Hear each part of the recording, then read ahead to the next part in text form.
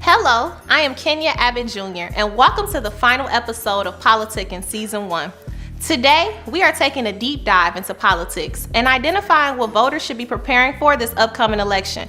When we turn on the TV news station, everyone is speaking about how important the upcoming November election will be, not only for us in Detroit, but nationally. This election will ultimately determine how things will go for this country for the next couple of years, from local to national to even international levels. We have a lot of work to do, but this episode, I hope, will encourage us to think differently about voting. It's a whole political process. We have to be proactive both prior to elections, and this involves being informed citizens. And yes, voting is important, but even after we cast our votes, we have to hold those that we vote for accountable. This episode, entitled Organizing Beyond the Vote, is critical, and we have to do things differently and more proactively if we want to create a city that is representative and equitable for us all. I'm so excited to dialogue with my guests today, and I hope to influence us to get involved and active around this upcoming election. Now, it's time for our panel. Today's topic is Beyond the Vote. We're going to be engaging in a conversation on what the political process should look like and just getting beyond just going into the voting booth. Today I'm joined by some awesome guests that can allow us a little bit to dive deeper into what this idea is and how we can organize and begin to have a good topic and good discussion around what politics looks like. I'm joined here today with Bill O'Brien, former organizer. I'm also joined by Dwayne Barnes, who's someone who's representing a bipartisan lens and looking at policy. And last but not least, I'm joined by my grandmother, Miss Tina Abbott. So, giving some brief introductions about you guys, I want people to know about the work that you've done, that you're currently doing. So let's dive a little bit deeper into you all introducing yourself on a more personal level. Bill, let's start with you.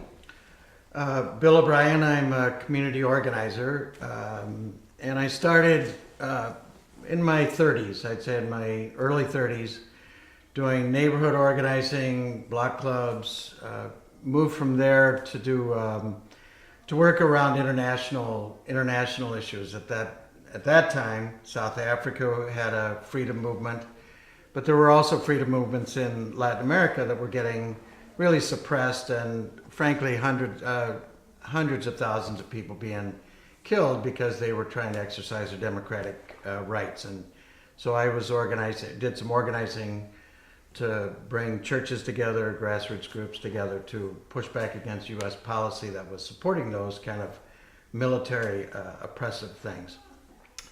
Finally, I got into doing work with institutions, mostly with churches, congregations, building organizations that were big enough to really have a voice in the public arena in Detroit and in the state. And frankly, I did some work in 5 states doing that kind of work. All right, well, I'm a social scientist by trade. I've been working with this organization called the Center for Michigan for the past 5 years, where we do nonpartisan, nonprofit voter engagement and education. I just recently launched my own think tank called Social Tech, which is a technology policy think tank, nonpartisan of course, that looks at the creation, consumption, and impact of technology in urban communities. As you look at where we are, as a culture and economically, technology is the driving force in our markets. And, I really want to demystify what it means to be in technology and hopefully open new opportunities for people of color in those fields. I'm also the chair of Outreach and Engagement with New Leaders Council Detroit, organization that trains and promotes young progressives in the city of Detroit. And just an overall kind of stats and think tank guy. I think I'm more along the lines of the person who likes to look at the problems that we have and look for solutions to solve them through policy and through our own action. Well, I'm the full-time grandmother. But prior to being a full-time grandmother, I was an organizer for the labor movement in Michigan and somewhat across the country.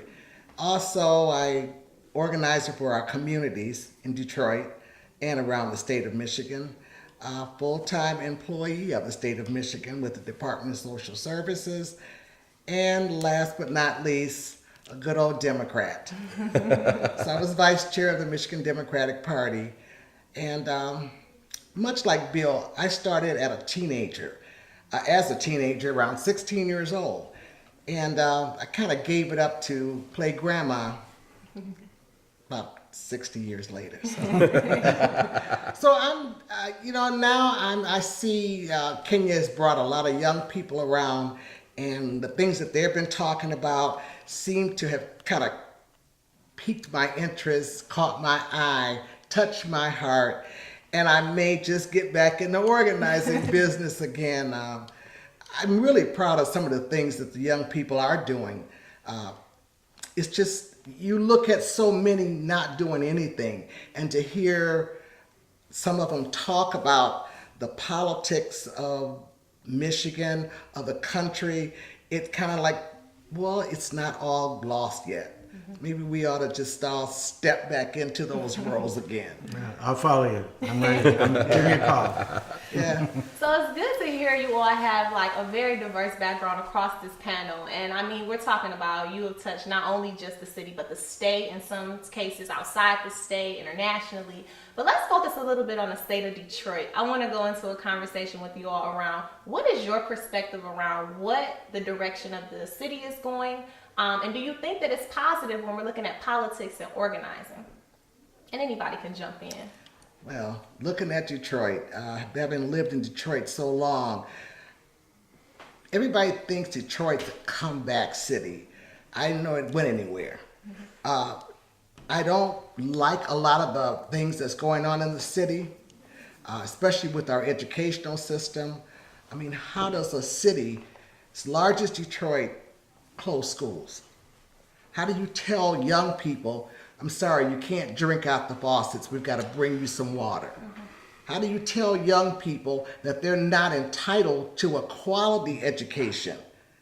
How can a city stand up and say nothing about the fact that we're the only city in this state that can have non-certified teachers? Oh, yeah.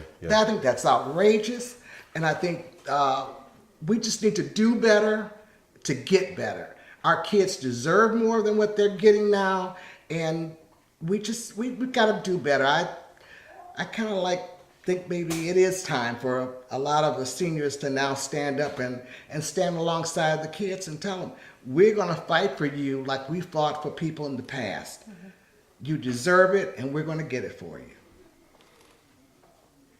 So, looking at the city of Detroit, I think we're having a conversation like we are around the nation about economic inequality. So I think what's so unfortunate is that we've seen a lot of money come into the city through downtown and midtown, but that money hasn't come through at the same levels to the neighborhoods. So when you talk about the issues that are going on, like with education, with joblessness or underemployment, we're having an issue between those who have and those who don't have. And the institution that is typically the way by which that we get the stuff that we get is education. So if you bankrupt the education system, then there's no way to go from a have-not to a have. So economic inequality is the first issue. Education is probably the second issue, and then it's more along the lines of giving people incentive to kind of take part in the program, and I'll kind of elaborate on that later. Well, I think I probably have pros and cons. I think that when somebody asks me about the health of the city, for instance, where I look first is is there a development of a grassroots network that's strong enough, that's diverse enough, age-wise, that's not only young people but old people, families, single people. Is there a network, or is there an organization? Is there some sort of a voice that's emerging, Right, that can really have an impact on policies that are being considered? And I don't see it. Maybe there's some that's emerging. I actually, for transparency's sake, my wife works in the Department of Neighborhoods for the city.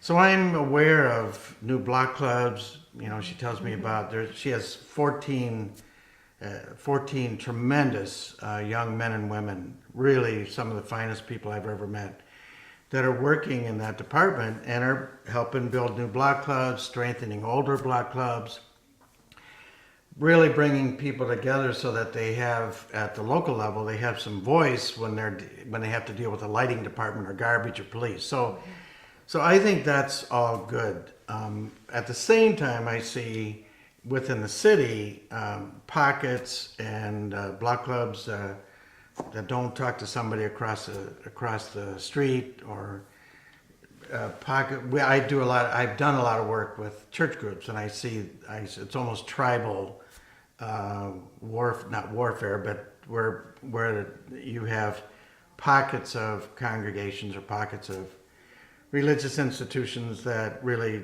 won't work with each other and are in competition too much, rather than building a voice that's solid enough and big enough and consistent enough to really have a say about not only the city but the region. So that the last thing I have spent a lot of time trying to build regional organizations that cross city and suburb, because so many of the decisions that affect Detroiters are made outside of Detroit. Right. Is there going to be a transit system? Really, is there going to be a new move for better education? Those are things that are not just Detroit, but regional and statewide. Absolutely. So you guys are already starting to touch on it, but it's just this idea too around, we can kind of see that in the city specifically, people are lacking in certain areas when we look across the political sphere. And you touched on education, we can go into infrastructure, right. We can go into homes, we can go into, a little bit of everything. When you start really nailing it down, it's like they have a lot of issues. Detroit right now is looked at, I want to say, about 40% of the people in Detroit are at the poverty line. Right, and so what does that look like across the region, and how can we start to make some impact that can really help Detroiters? But beyond that, we know we have these issues, and it puzzles me because I looked up some statistics around Wayne County and the voter turnout. In 2010, we were at about 17%. I like to look because I want to fact check. Right. We were at about 17% in 2010. We're slightly up in Wayne County in this past primary in 2018. We were at 27%. Now, Detroit usually falls a little bit lower, and for me, 27% is just not a good number for voter turnout. With all of these issues across the board, why do you all believe Detroiters aren't voting? What is it that's holding them back? Because with most people in Detroit, you vote for people, and they promise you the moon. Mm-hmm. You don't get anything out of them. So not getting anything out of them, why go to the polls to vote? Mm-hmm. And young people, what do they have to look forward to? What are we offering them? When we look at I hate to take back, but when we look at a city going backwards, what did we just do?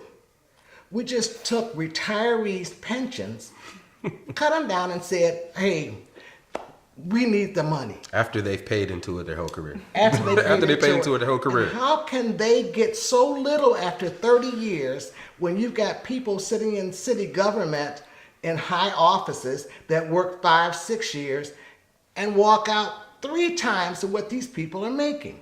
So don't think that the kids don't see this, because most young people live with grandma and grandpa. Right. Because they have no place else to go. And you're going to cut their income. Then we're just starting to get regulated food things in Detroit, where you used to, how do you get your food? At the gas station, at the corner store. You gotta, and you're doing this in the neighborhoods now. So what do we do? What are we doing now? We're taking care of downtown. We're taking care of the riverfront. We're taking care of General Motors. These are companies and organizations with tons of money. Our children are only asking for a little bit of this. So that's why they don't go vote. You know what? I agree with a lot of what you said. And, I think about this, I want to put it kind of in context. So one of my favorite kind of eras in politics is, the late 70s, early 80s, when we had the rise of the black mayors in metropolitan cities. So you look at Harold Washington Jr. in Chicago, or Marion Barry in DC, the gentleman down in Cleveland, or even Archer here.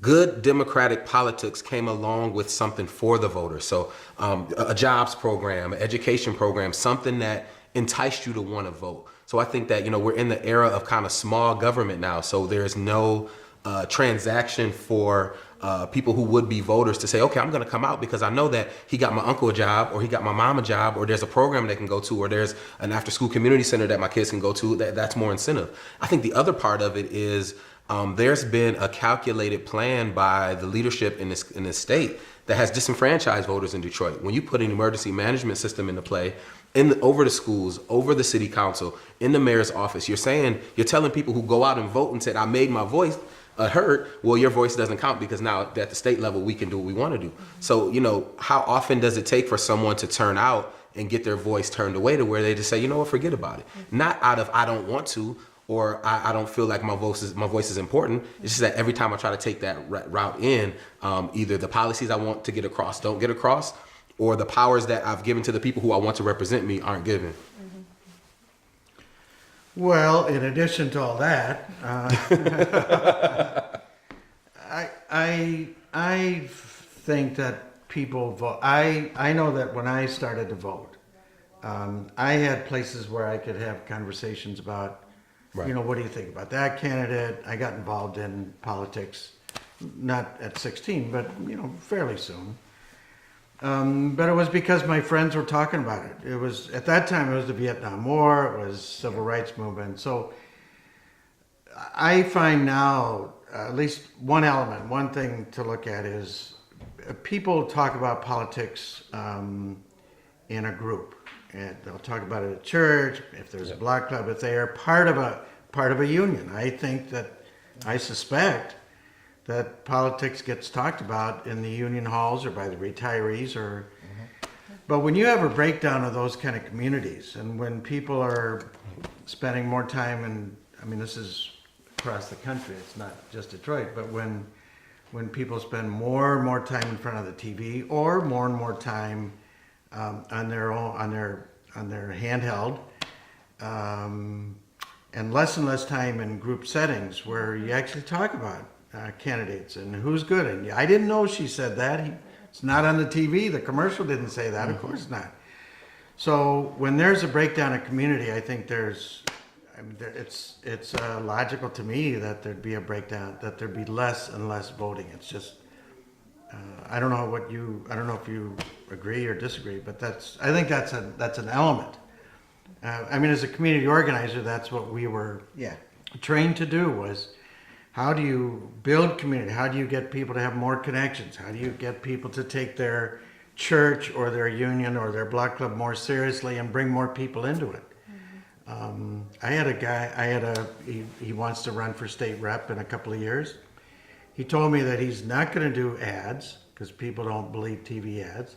He's not going to do door knocking because people don't answer the door. He's not going to do phone calls. So what's he going to do? And the only thing I go back to, to me, that's what I heard Mayor Duggan won, is because he did 250, like it or not, he did 250 House meetings. If I were running for an office now and I wanted people to vote, I'd be in there. I'd figure a way to get into their homes with House meetings, neighborhood meetings, church meetings, anything to meet with a group of people. Absolutely. That's when you think about what you used to do. That's what that whole kitchen, remember the kitchen concept? Sure. And parents would sit down with their kids, talk to them about issues, and through the dialogue, you learned a lot. At least we did. I remember learning things that my father used to tell me about because he worked in the auto industry. Mm-hmm. So he could tell me about what was going on. And my mother, she was always out and about, so you get a chance to really hear what they have to say, and they said good stuff. Maybe a lot of times you may not have understood exactly what they meant, but as time passed on and you grew up, you start seeing it and it clicked. So, of course, what's the first thing that you do when you get married, you have kids? Kitchen table concept. Mm-hmm. You get to find out what your kids are thinking, what they're talking about. Then it goes further out because then you expand to the grand group. And You have to keep the conversation going. You don't have to always agree, but get that conversation going with the young people. And you're right, getting into that house. That was the one thing that we used to do, knock that door and get in, sit down. You'd be surprised what people have to tell you. You learn a lot about what their issues are, because their issues aren't necessarily what you've been talking about. And you're talking as a union organizer. That's Yes. what, when you came up, that's what you did. That's what we did. So I think it's important. That I one-on-one is important. want to hear what Dwayne says, because then there's the technology argument, right? So what are you thinking? So, first of all, I agree with both of you guys. What happens is when you get a breakdown in communication, it kind of sends everyone to their corners. When you can't have that conversation about community within your community, understanding, not even policy, but just understanding kind of like a civics kind of barrier. Like, this is what we do. This is why it's important. This is why we get up and vote. This is what the mayor does. This is what the city council does. This is how you can be a part of it. So, as we talk about education, over the years, we've lost, the civics class. We're also in kind of a renaissance where, our politics has gone from something of more note to kind of more celebrity kind of a deal.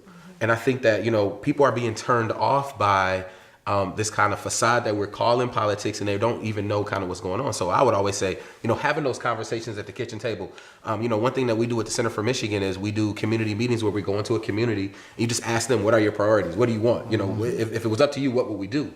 And, the people who are tried and true, like you guys, you can answer those questions. But when you get into the rooms that I like to get into with people who may have been left out of the process and don't understand kind of what's going on, use that time as a time of education. That was one thing that I think, I'm a historian as well.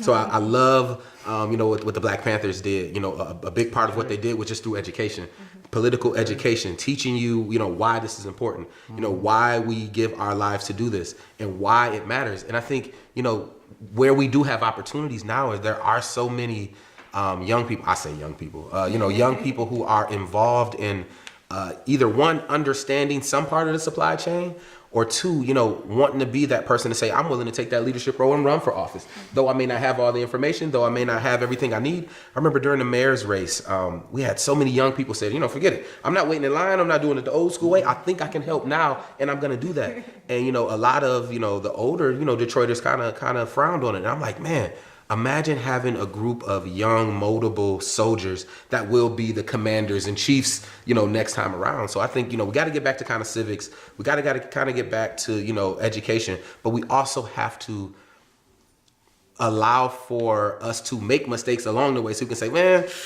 maybe we messed up in 2016. Maybe it's important to organize and get it going. So I think experience is also a teacher. Now, speaking to the technology aspect, I would love to talk to the young man or young woman who said they weren't going to do any of those things, because one, I think that can make for a really interesting election, a lot you can get some PR on. But two, I think it takes it back to kind of, sometimes the mold has to be broken to go forward. And there's going to be some candidate one of these years that pulls some of these tactics that we haven't seen before and win. If you just look at Senate District number 5, as an example of that, where somebody can do one thing and you get a totally different result. So, I think it'll be interesting moving forward, but I'm hopeful that the young people are, going to pick this up and take it over the mantle. So another area that I want to touch on a little bit is this idea of polarization. And I think why I was so drawn into the work that you were doing, because you sat in a space that I know is diverse in political views, but just looking at policy alone and taking off that, I'm a Democrat, I'm a Republican, and just being in our bipartisan minds and talking about issues, we had great dialogue. Yeah. And so I want to know, do you all believe that when we take away those, those areas and, identifying who I am and just look at policies, do you think that's an area that we can grow people's interest in becoming civically engaged by just going at it from a different realm, not trying to be so Republican, not trying to be so Democrat? Because when we turn up TV, that's what you see. That's all you see people arguing for their party. We don't see people talking about what matters. And I want to know, is that an area, especially coming from an organizing background, and I know you're doing this work on the ground now, that we can capture not only young people, but people that are being left behind in the political process? He said something that was so true. And when I was in Lansing, we would group of women, we get together and we talk about how do we get people to be more involved, engage, and do different things. And the one thing that we found was really, really just ironic, so dumb, so simple, is you ask somebody, what's your issue? And people were like, huh? Where you from? It was really interesting.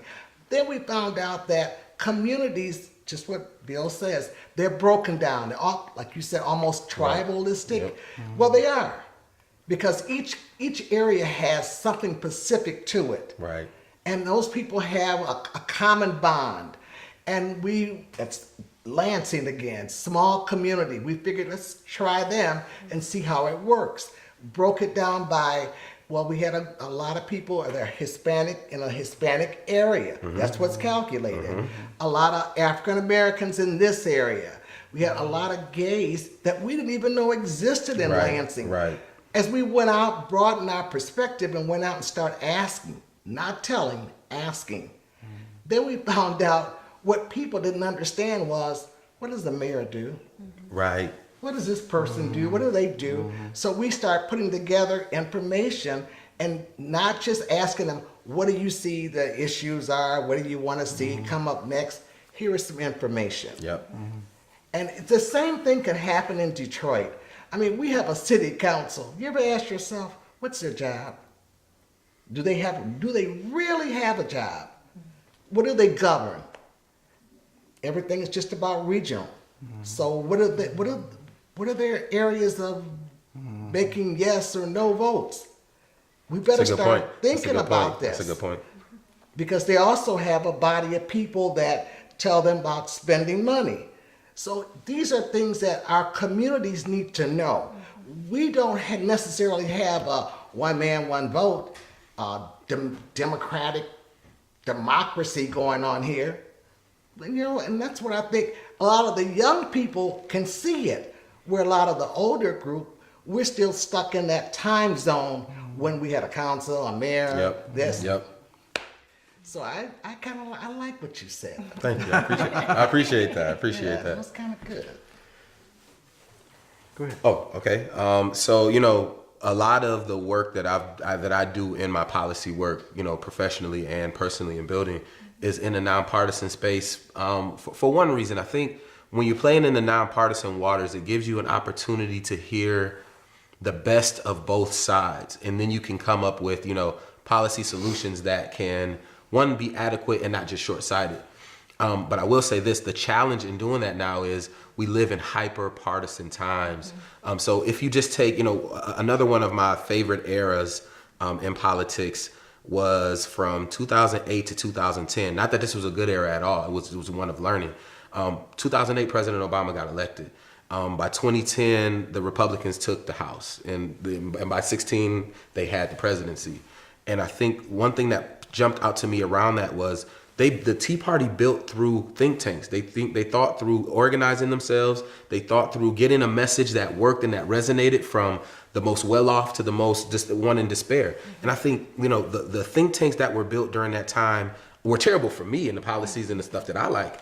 But I could take the lesson out and say, wow, imagine if we were able to do, and that could be a more progressive perspective, we're able to take that same approach and, doing the local politics, finding the messaging that worked, finding the areas that we do agree on, capitalizing, on the momentum that we do have to resist. Now, we have seen the resist going on in the Trump era, and, more than likely there'll be some kind of a blue wave at the state level and at the national level. But just having a way to build out communities from within the community. But then you have to ask, well, in the city of Detroit, in large part, the communities haven't broken up. So if I live on a block where there's 2 or 3 homes, and it's the old lady who's not going to leave, and she's been there forever, and then 5 lots later there's a new family that's renting. Like, how do you build a community without the community school, without the community church, without the community center? So all of these things I think have been done tactically to keep the haves in power and the have-nots outside of power.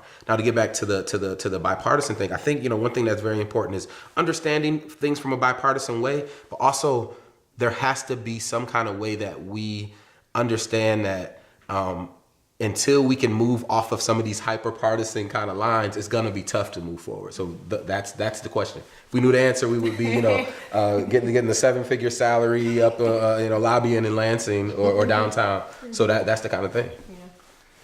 Yeah, I don't know that talking about policy is at this stage is a unitive kind of thing.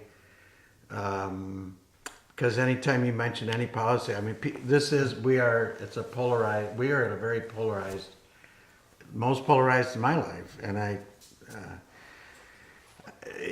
let me just an example. When we did our organizing, Tina, at congregation-based organizing, our knock on, we actually had to train people that it was okay to call somebody up and say, can I sit with you for a half hour? Right. I want to, and now this is somebody in church, not somebody down the street, but somebody in church. So people go to church, so-called community. So I have, whenever anybody says the community, I say, well, hold on a second. Right, listen. Name Exactly. one person.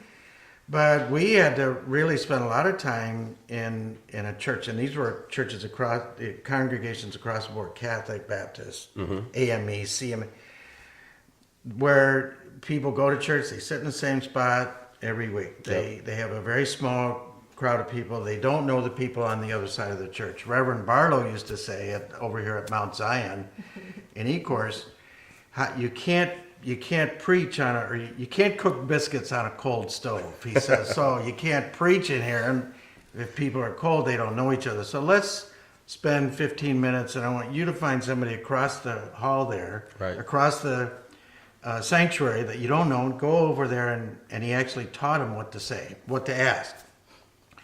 And it wasn't just, what do you think about a policy, but who do you know, and where do you live, and how'd you get here, and what do you do, and what do you...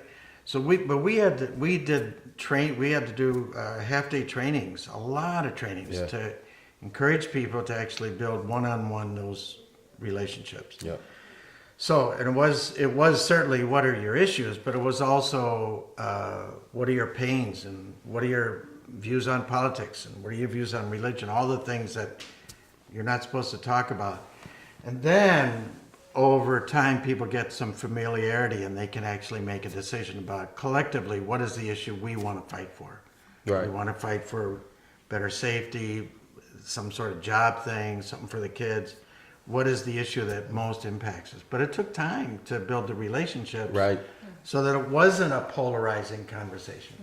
And I think that's keyword, relationships. Right. And it's like they don't exist anymore. And let the older generation say it's because we're stuck behind our phones, right? But it's just so many ways. We caused some of that. So last but not least, I do have this question around issues, right? Because I mean, I feel like all of you in some way are around organizing, and organizing is impactful, because what it does is it does exactly what you're talking about, building these relationships so that now that you can go out and be united and a united front and fighting for things. And that's the area that I think that a lot of communities in the city are not benefiting from, is because they're not organized. What are you guys' biggest issues that you think people should be rallied around, specifically in Detroit?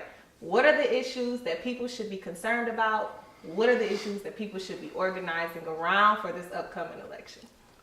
Better organize. Infrastructure, people don't realize our infrastructure has been the same for 9 million years. Seriously, Will somebody seriously. please clean the pipes? And you don't have some of the problems that you have. But eventually, if we don't start looking at the basic things, I mean, didn't we put a little rail system down Woodward right down Avenue? Woodward, yeah. When they dug into that, didn't they see those rails already sitting there? No. Some things you don't have to reinvent, but some things you're supposed to understand. You know, as a kid, you grow up. Your parents teach you. You do cleaning at summertime. You clean that house at wintertime. Yep. When does the city clean the city? All this superficial stuff is Right. not going to work. You put your cute little stadiums up, put 9 million seats in, charge everybody $100 to go in there, sit to see Beyonce sing or do whatever, but you forgot about the water pipes. Well, maybe we should go and put new pipes into people's homes. You know, my husband told me, clean out the feeder pipe, and then you can clean out something. That's a good point. Go That's a over to good some point. of these houses that you want to tear down and actually look at that house. A lot of these houses should not be torn down. They can be redone. If the city blows more money daily than I've ever seen, but you're not fixing nothing. You can't, people can't live downtown. The city of Right. Detroit has always been so unique because we had communities within a city, which most cities didn't have. Beautiful communities. And we are gonna just destroy that stuff? We're out of our minds. Well-built structures. And we just seem to, what are we doing?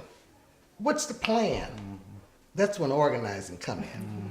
You know, so you have to have an organizational structure to figure out what these characters are doing in these cities.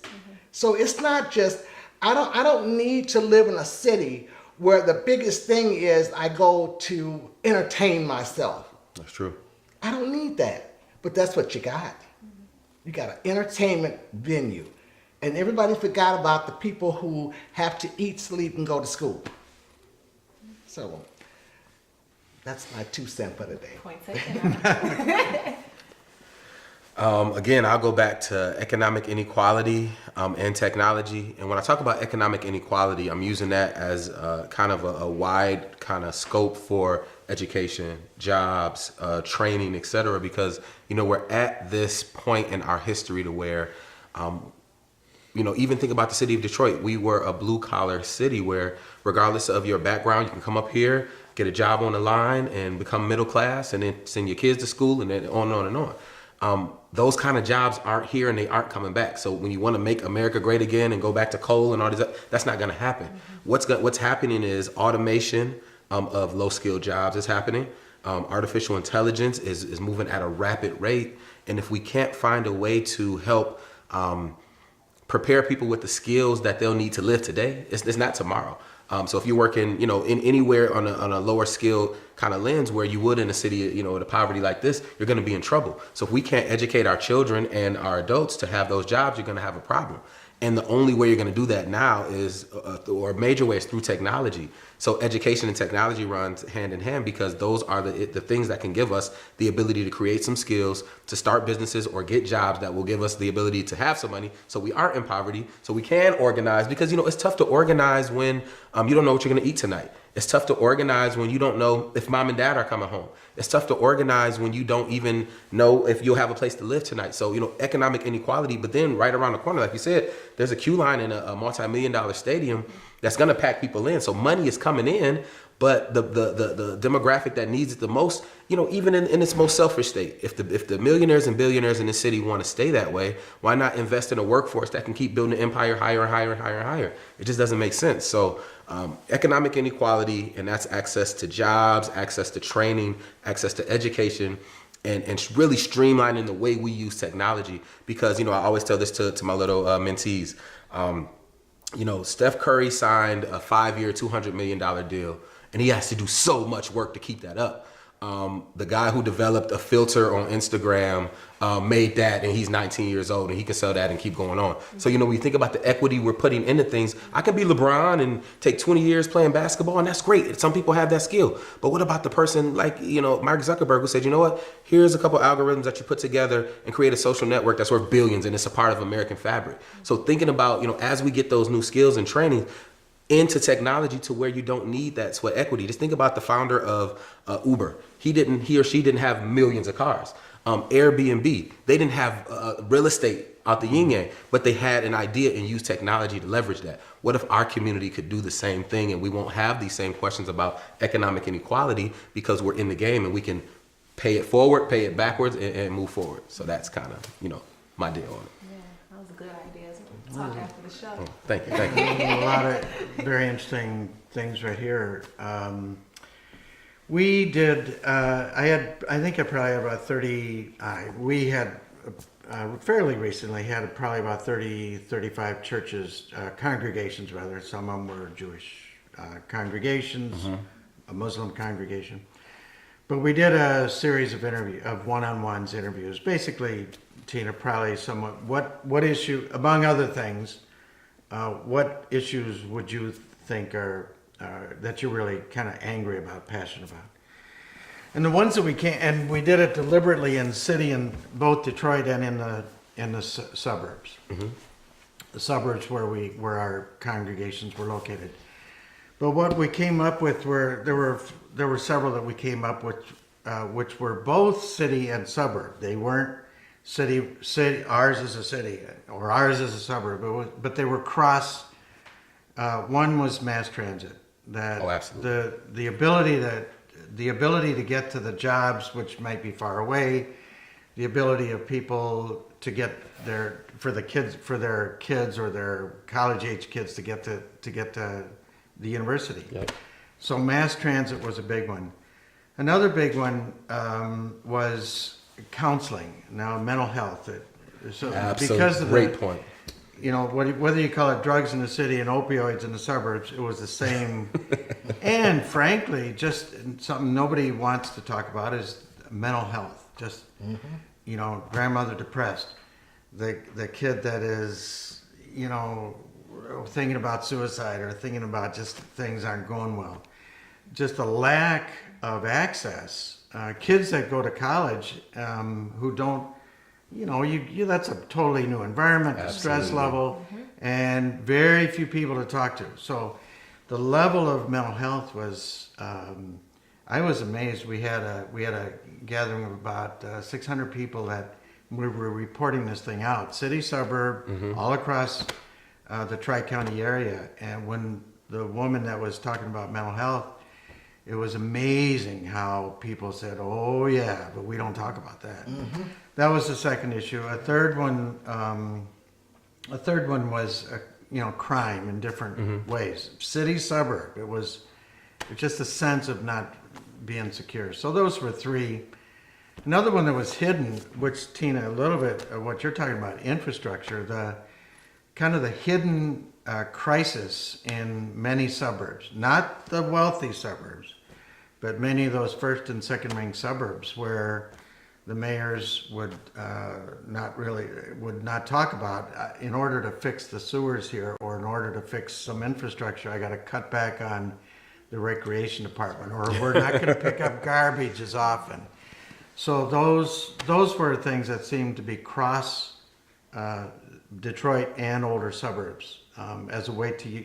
And why did we do that? We did it so that we could consider how do we build a big enough base that can really impact decisions made in Lansing about how our taxes are being used, either for us or against us or to divide us. So we were trying to find issues that would be common. You know, that's a really good point on mental health. We live in a state where we've zeroed out our mental health access, and so you have, which that kind of bleeds into some of the crime stuff you're talking about. People end up in the criminal justice system not because they're criminals, but because maybe they didn't get the help that they needed. Exactly. So that's huge. And you know, taking it to, you know, kind of my area in technology, you know, mental health is such an interesting issue now because where it used to be, you know, when I was growing up, and you know, we still had technology then. Once you go home, you can kind of put that stuff away and you're fine. But you have your praise and your ridicule coming from your phone all day. And you're measuring yourself against people who, one, are showing you kind of the highlights of their life on social media, but two, we have access to celebrity. And I think this is a really thing where a lot of the depression and drug use comes from. So if I can sit down and look at what, you know, the 1 in a million celebrity is doing all day, in the cars that they're getting in, and the men and women that they're with, and the parties that they're at, and I look at where I am, you know, it'll make you feel that way. And you're doing this from people who are as young as, you know, the first thing, you know, a kid is getting out in their hands is a phone. You're measuring yourself against this. So, and it's a big push on mental health. It was a album that came out last year by a rapper and a kind of social activist, Jermaine Cole, and he entitled it KOD. You know, Kids on Drugs was one of the kind of references. And what it was speaking to was how we kind of are using these new forms of drugs to kind of mask the issues, and the issues are, you know, in mental health. And from a tech perspective, I think it comes a lot from technology and social media.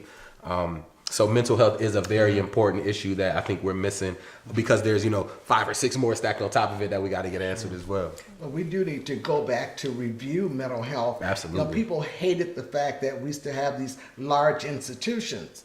But, what can you replace those large institutions with to be able to help people? Because I Absolutely. don't like those, what do you call those little, homes, halfway. Aftercare. Yeah, where they got a tray of pills Yep, and they and they walk just- around yeah. and nobody's really taking time with that patient. And whether we like it or not, back in the day on those large institutions, we had people who actually cared about those folks. We represented most of those folks. Yeah, Right, sure. right. So we were able to go in and out of the institutions and find out what was really going on. So I'm agreeing. I agree. That's something that we don't talk a lot about. That's the hidden subject is mental health. Because we Absolutely. don't want to say my kid has a mental health problem. It sounds so negative. But we better start talking about it because our kids are under a lot of stress. Absolutely. I never even thought about it. You hear them talk, and just to get up in the morning and get out the door. Because I heard my new movie star, she was talking about it the other day. She was talking about being, I had safety. And it's a lot. When we used to go to school, we just got up and walked to school. Nobody thought about somebody was going to snatch them in a car, somebody was going to jump out and beat you to death. We didn't have those kind of problems. It wasn't like it was great. Now, we had Al Capone now. Right, remember right, that. right. But it wasn't the same kind of, our stress level was, can we get enough money to go get an ice cream cone? That kind of stuff. So. Panel, a lot of great points, a lot of great dialogue here. Again, these are some heavy hitters, and I hope that the audience was listening. But again, I want to thank you all for joining me. I really hope people turn out and vote and really are inspired to vote by this dialogue because, again, it's beyond the vote. It's impacting your lifestyle, your livelihood, how you interact, how you work, play, all of these things that we're doing, living daily. And I just want to thank you. Thanks. Congratulations on getting past all of your organizing days and making it through. Right. Some of us are stressed out, right? Right. We get to the point of stop. We're just in But the middle you of guys it. have been here. Thank you, Dwayne, for the work that you're continuing to do. And Thank I just you. want to say we have a lot of work to do up until November. Thank you, panel, for joining us. Now it's time for our Youth Spotlight. Welcome to this segment of our Youth Spotlight. I'm excited because today I have not one but two awesome and brilliant young up-and-coming Detroit leaders. First, I want to introduce Akira Wright. She is a senior at Ben Carson High School and also was one of my students in the CAB GDYT program, and I'm so excited to have her joining me. I also have Donnell Johnson. He is the president of Building Young Kings with New Era Detroit, and he is also a senior at Western International High School. How are you? I'm great. How y'all doing today? Good. Good to see y'all. Thank y'all for joining me. So today we're talking about beyond the vote, understanding what organizing means, but everyone knows that youth are our future and they have to have a seat at the table for us to grow and prosper in the right direction. And so I want to pick y'all brains today around what politics means to young people and how you all can become involved. So let's just start it off in talking about what are some issues that are important to young people? Ladies first. One issue that is important to young people is we don't have enough mentors. We don't have no one picking and chewing our brains. Okay. And how do you think that's impacting you? So we don't have direction. We have no guidance. We don't know which way to go, which way to turn. We don't have a clear route. We don't know which road to take. We got to basically do everything ourselves. Okay. What about you, Donna? Yeah, that's true. What she said. Another big thing, we don't have, like she said, role models. We don't have people to look up to in terms of the future. We have to look at athletes or celebrities for things like that because we don't have that at our home. We don't have parents that's going to actually motivate us and actually be there to be with us. Like parents will motivate but won't stand up behind it. You know, a pastor once told me, prayer ain't nothing if you don't show action with it. So another question that I want to dive into really quickly is around this idea of voting. Now I know y'all high schoolers, even though Kira is 18, so we will be registering to vote very soon. But beyond that, I want to know, do you all think voting is important? Just going off of, some of the things that you've dealt with, some of the things that you see going on in the city. What does voting mean to young folks today? Well, to me, voting means like basically having a decision, having the power to choose. And a lot of people don't take advantage of that. They don't get it. Or they think it's like they don't have a voice or they're limited. Okay. It's strength and powers. And that's what voting is. It's strength and powers, it's strength and numbers. And that's believing in one person to do the right job. Just like we take our presidential votes seriously, we should be voting for local governments because those are the people that affect us immediately.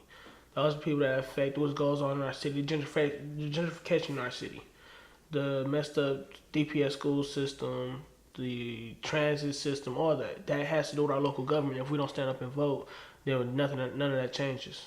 So you kind of already start touching on it because I want to dive into this question around what are some things that concern you all right now in the political world when we're looking at what's really important and what do you feel like is mostly impacting young people or something that people aren't talking about that will impact young people?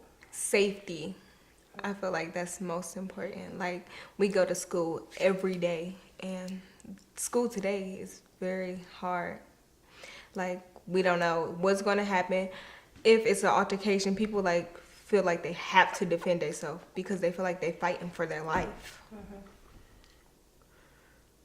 Another thing is, I want to security. I mean, safety is one thing, but safety and security is not the same thing. I want to get that clear because people be like, she just said that. No. Security is being mentally secure. It's being physically secure. It's knowing that when you're going to school for one thing and one thing only. It's not about whether you're about to go to school or fight. It's not about whether you have to worry about getting to school safely. It's about security in your own self. It's about knowing that you're about to go to school and actually can focus in the classroom because you have what you need at the house. A lot of things where education starts at home. Whether you understand it or not, that's the biggest impact that is our home standard. That's what motivates you whether to do good in school or not. I totally agree. I think that one of the things that's now being talked about in a lot of nonprofit realms is this idea of basic needs, right? And we're understanding that students now are going to school most likely to eat, and how can you learn properly if your stomach is growling, right? Or if you didn't get enough rest the night before, or if you have to meet ends meet by working an extra job. All of these other things that are coming in place and not allowing you to just go to school and be a student. That's very good. One thing I want to talk to you guys about is this idea of organizing, right? I think one of the things that I want young people to get out this show is that most of the time we hear people going to vote. That's usually all we ever hear people promoting. Vote, vote, vote. But what do you do to prepare to vote? Being informed, right? And then what do you do after the vote? And holding your politicians and people that are in these positions of power accountable. Have you all been politically involved in any kind of way, whether that's organizing, protesting, doing things in school? I just want to know, how are young people being politically involved these days? Well, a year back, we actually had a walkout for teachers' pay. That's one thing. Also, just helping our community and just going an extra mile and making people aware. And I'm curious to know, what was the impact around the teachers' pay? What did that mean to you? Why did you feel the need to walk out? Because again, you're a student, you didn't have to necessarily do that. Why was it something so important that you felt like you had to take a stand? Because in our school is small, so it felt like a community, and we really get to know our teachers. So knowing that they're underpaid, that was something they really come here for us. They really want to see us grow. So knowing that they're there every day and they're underpaid, that was something that was important to us. Y'all here every day and y'all underpaid. Right. So I'm curious, Donnell, how and what ways are youth being politically active today? Well, I'm an activist already, so by trade, we are very involved in the community. We're very involved with who to hold accountable in governments. About a year back, during the 2017 elections, we did a voter gentrifier organization, And our voter gentrified was basically a black slate that we promoted. No, we're not politicians, and no, we aren't planning to be in political office.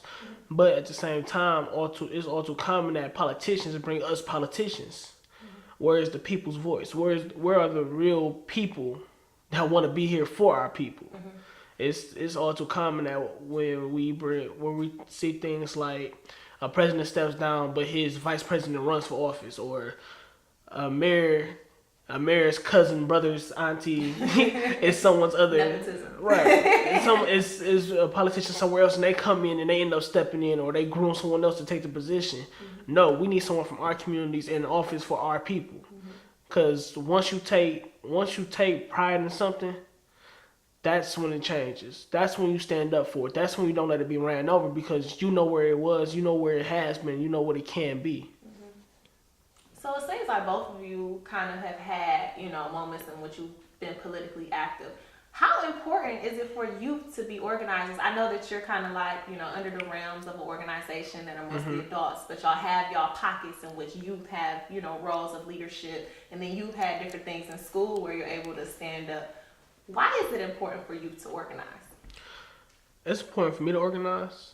It's important for us to organize, because of the day and age we're in. You have the hashtag Me Too movement. You have the athletes kneeling. You have everything going on at one time. You have gun violence. You have a lot of things going on. You have a lot of people coming out. You have a lot of things speaking up. But the black community has been in terror for years. Ever since slavery has ended, the black community has been in terror. Once we did get something that separated, it was bombed on U.S. land. So we have nothing to stand for. We have nothing. We have no voice for us. And at this day and age, where everybody's coming together, where you see things like the Mexican children getting deported, the DACA students getting harassed, we have to come together as a unit and stand up as people of color, regardless. So organizing right now is taking a stand. It's taking ours. Because our grandparents did it. Our parents tried to do it, and it didn't happen. But now in this day and age, we need to stand up and demand that it happens. Because I can't see my nephews and cousins and everybody else coming up under me stay in the same systematic depression that we've been faced in. What about you, Akira? Why do you think it's important for youth to organize? Because we don't know that we have a voice. Like, it's so many of us that just feel like we have to follow in other people's footsteps. We can't make our own. People are so used to following other people and like following trends, like that's the era we live in. We don't know how to be different or how to stand out.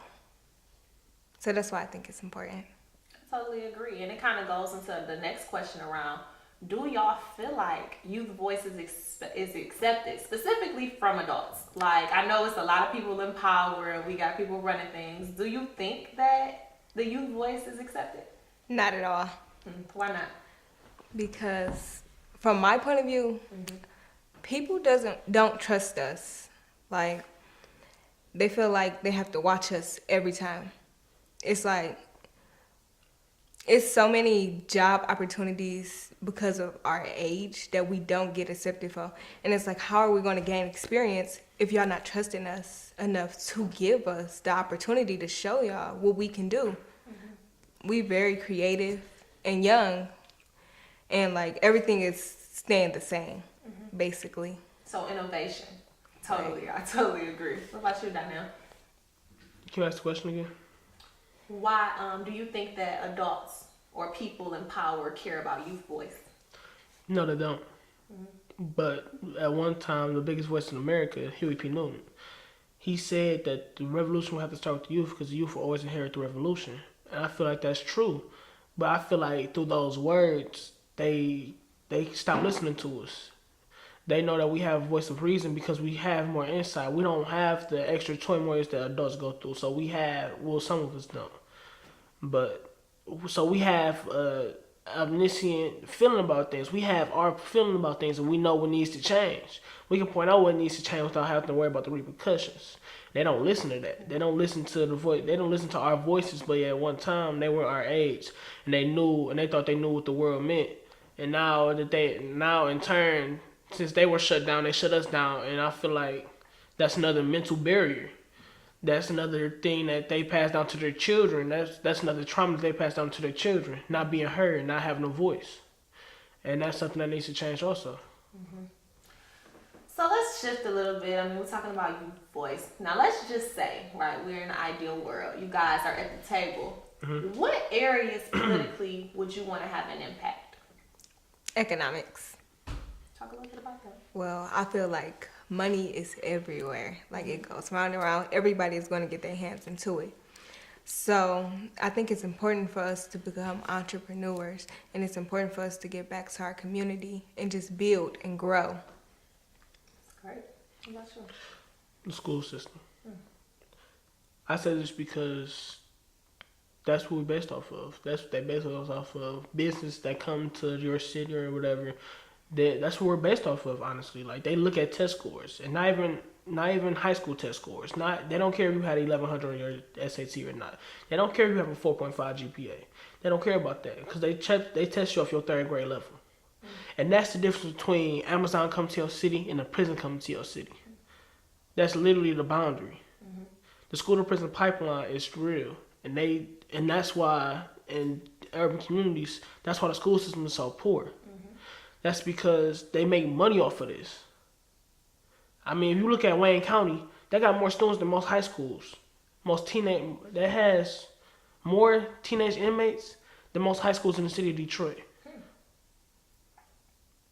It's the black city in America with the highest incarceration rate. And they built a $500 million prison, but they built a $500 million prison on DPS land. But the school system got to come up with $2 million every 5 years to fix the water crisis that we have. It's not making sense to me. And then we have a school system that misses out on $6 million because the proper paperwork wasn't filed in a timely manner. But we still in debt. But the state was about to give us a $6 million refund. It doesn't make sense. Where's this money going? Where is all this going? Where's all this leading to? And when you start looking at the prison and how Amazon didn't come here, but this prison is a new up and coming, the gentrification in the city, you see it. So instead of leaving us in the rough, we have to start molding the mind so we can take advantage of it. Like she said, economics. You can't learn economics if you can't learn in school. I mean, not even saying that, because a lot of rich men have got rich without going to school. Right. Don't take me on that, but it's the truth. They don't teach us the basic needs in school. They teach us Western. I'm trying to think of the word. I'm sorry. Western exceptionalism. You're expected, because you're in the urban community, to be docile. You're expected to be rowdy but docile at the same time. You're expected to be rowdy to your friends. You're expected to be rowdy to people that offend you. But you're supposed to be docile to those who come and arrest your people, those who come and oppress your people, those who come and buy your community from up under your feet. Because the first thing we do when we get money, we leave. And that's because we're not taught our history properly. And we were taught that Detroit was the first capital of Michigan, that Detroit was the black city in America. They don't teach us that in school. They don't teach us that black people built this city with their bare hands. They don't teach us that if you take pride in your community, what your community once was. They don't even teach us about the 67 riots in school. But they quick to teach us about the Civil War. They quick to teach us about patriotism. Totally agree. And I think that both of you are like looking at two sides of this coin that makes it whole, right? So understanding economics, and the economics can even go beyond just becoming entrepreneurs, but like you said, giving in your city, being able to be back in your city. But it starts as a youth and being educated and knowing and being prideful in who you are and where you come from. So looking at both ends, I think is so important. You guys are great brilliant minds. And last but not least, I asked all my youth spotlights this question because I think that it's one thing to come and share your knowledge, right? But we have to start empowering those who are looking and seeking to get out of where we are. What is some advice that you would give a young person? Let's start with you, Akira. Definitely research your politics. Vote. And just know that your voice does matter. Like, even when you're limited, keep going. Like, it's going to be a lot of barriers. But it's a way to see your way through. How about you, Donnell? Fight for what you believe. Never bow down because that's tell what you should do or that's what you ought to do. Research the laws that they telling you should follow. Research the little things that's coming to your house. Research where your check going. Know what's going on around you. Because little do we know it, you feel me? Our country constantly losing wars, but 60% of our check going towards military funding. You feel me? Like it's a lot that's going on that don't nobody know about. It's a lot that we stand docile to because it's a norm. Common Core is a norm, but we ain't normal. I hear that. So again, it's beyond the vote, right? It's beyond just getting in the voting booth this November. It's also leading our young people to know that they also play a part in this big picture and this big puzzle that we all have to contribute in. I want to thank y'all for being a part of this Youth Spotlight. This is my last episode for this season. I'm excited to continue to see where y'all going, what y'all doing. I know that y'all both have had y'all hands in some things and y'all are both leaders in your schools. Continue to do what you do, but remember to always continue to pull people up behind you because you are nothing alone. And so I just want you all to listen to our young people. They do have a voice. They do matter. And I want to thank everyone for tuning in this season. And now we're going to give y'all a little flashback. I feel like as a white person, as someone from the suburbs, like who's going to be moving into the city relatively soon, I feel like you need to have a conscience when you do that. You need to become a neighbor. You need to attend meetings. You need to.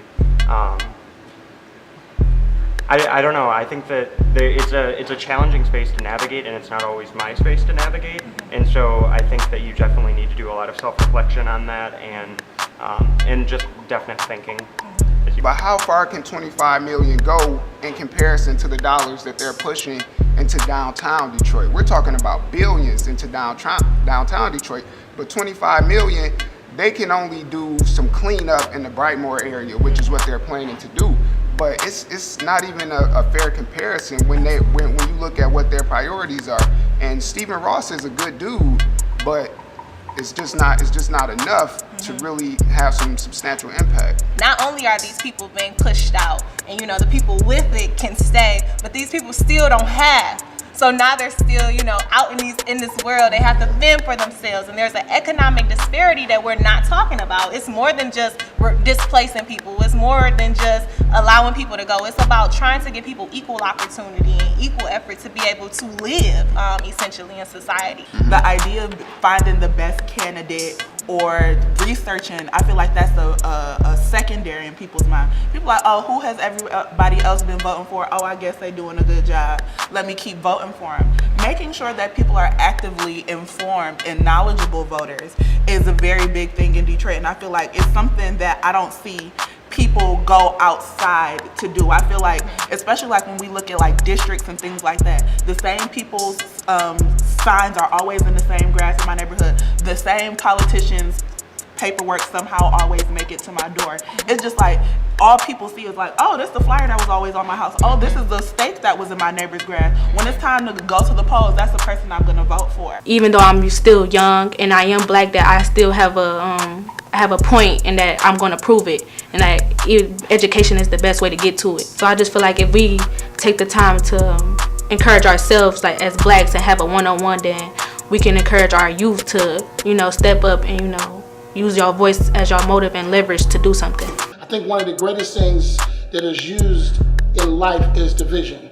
And if we want to multiply, even in our race, we have to be able to sit down and have intentional conversations with someone that might live on it's even if you look at it from when I'm not from Detroit, you look at it from the west side to the east side. There's division in that. You live on the east side, you live on the west side, you go to Cass, you go to King, so there's always this divide, and things like that, and so I look at it from the framework is how you're coming into the situation to be able to build a relationship with whatever it is. Blacks have issues, like I say, to being able to mentally sustain. Like, we don't know what we're doing. Like, we're just out here, we've been hurt, we've been targeted, you know what I'm saying? Like, we've been ambushed, and we don't know what to do. So Black Progress to me would look like someone who is aware of their traumatic childhood issues and certain things that they've been through that are willing to make a change. I don't think it has nothing to do with luxury cars you know, or you know, like, or weaves and, you know, lace fronts or nothing of that nature. Like, I don't think that looked like progress. I think what progress looks like is, like I say, just being able to understand that we have these barriers and we have to overcome them. You know, so when you going righteously down things and you out here educating your people and you giving the proper knowledge and information, you know, it's going to be other people on the outside. There's a lot of people that don't agree with what I do. Even though I feel that I'm doing the righteous work and I'm doing the work for the people, it's a lot of people that always come and say, oh, you know, especially a lot of people heard about the church incident, altercation, you know, holding the church accountable. That doesn't mean that my organization that I'm a part of doesn't work with church. We just, Triumph Church just helped us give out 200 plus turkeys to the community on our Black Friday event. So we work with individuals, organizations, people, institutions that's for the people, about the community, because that's about family oriented, because that is the first thing to anything is family. We have to get back to our family. Detroit, we're right here, the blackest city in America. Spirit comes first. Don't look outside of yourself for anything, or don't aspire or follow after anyone. Talk to your inner man, talk to the Most High, seek Him first, you know what I mean, and everything else is gonna fall in line with whatever we're supposed to do. At the end of the day, like, community is where we get our most strength, our most power from. And so I think that what's really important for our culture and like what sustains culture and what sustains people and communities is relationships. It's interdependence, it's that. And the course of building that is really a hard thing.